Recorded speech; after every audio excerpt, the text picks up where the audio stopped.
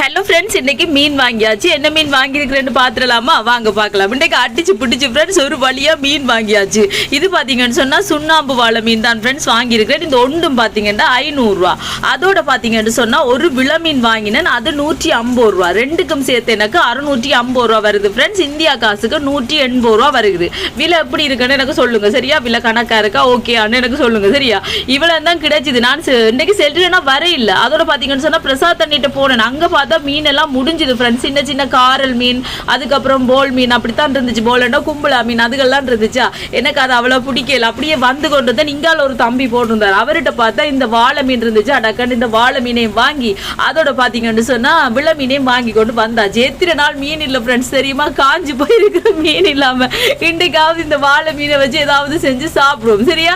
Okay friends, நான் சமைக்க போறேன். இந்த வீடியோ பிடிச்சிருந்தா மறக்காம சேனலை சப்ஸ்கிரைப் பண்ணுங்க. இன்னொரு வீடியோவில் பார்க்கலாம். பை டாடா.